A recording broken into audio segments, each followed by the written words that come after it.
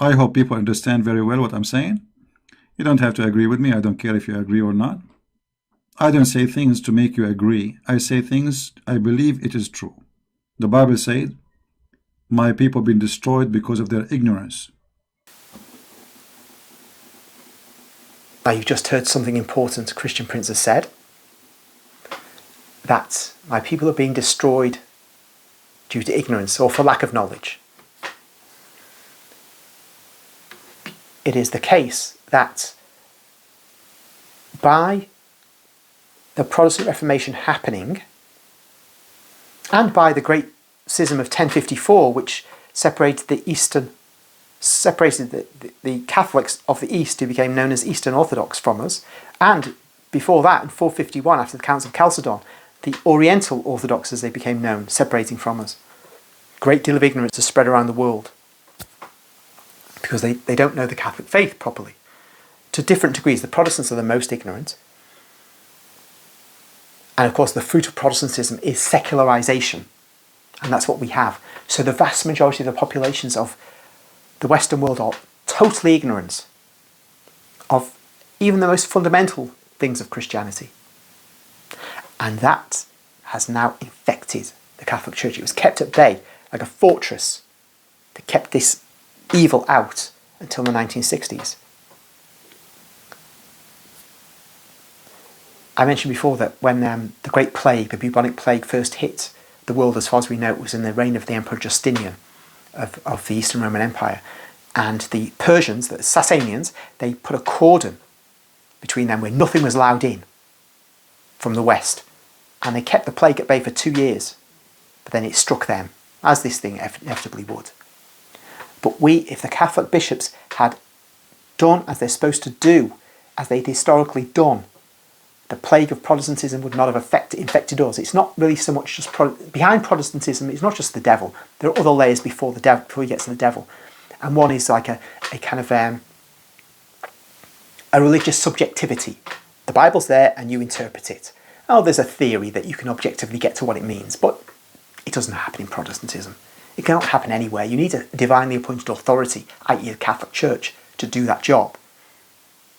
And so this subjectivity in religion has infected us as well now.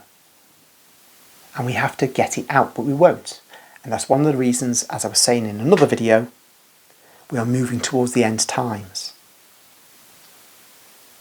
When Jesus said in Luke's Gospel, when the Son of Man comes, will he find any faith on earth? And in the book of Revelation, we see the world's gone to rubbish, really.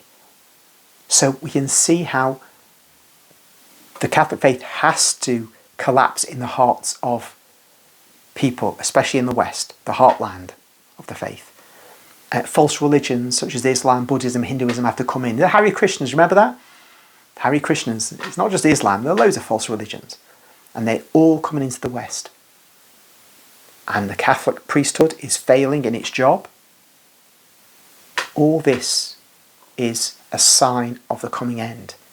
You can even read Robert Hugh Benson's Lord of the World, a man who converted to the Catholic faith, wrote this book in 1907. It's one of the first science fiction novels, you might say, but it's about the Antichrist. And it talks about how priesthood has declined massively, how the priests who are there perhaps really don't believe. Some do, but there's a huge amount of disbelief. It's a really fascinating book. But with this, my people being destroyed because of their ignorance, that's what Christian Prince finishes off this video, or set of segments I'm using.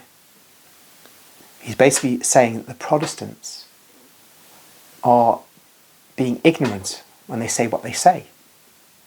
So I'd urge anybody to acquaint Christian Prince with his own clips. To say, look, please think again. This wonderful man. I've been criticised for calling him a wonderful man. Don't know why. I bless Christian Prince. I bless him and the things he does. I think when there's nice Muslims on who are reasonable, you should give him more time to speak. But bless him. We need soldiers out there, and he's a soldier against the darkness of Islamism.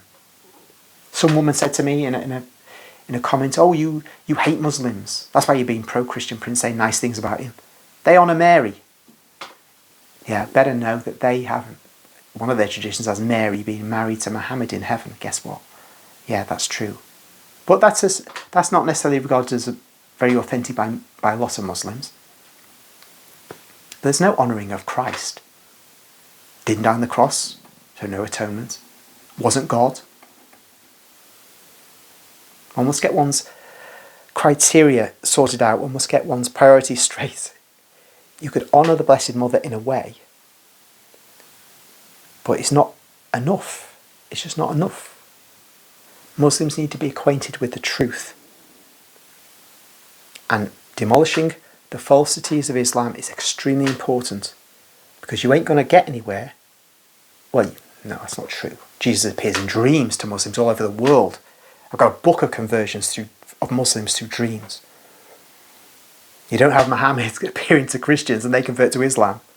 That's a very important point. No, the importance of demolishing Islam as a clearing the rubble away for people to think clearly about Christ. This is important. So more power to his elbow. But he needs to think about the things he was saying in the past. And calm down, forget Sam Shamoon, anybody else, William Albrecht, who might be a bit antagonistic towards him. Remember why he used to say what he used to say in favour of Catholicism.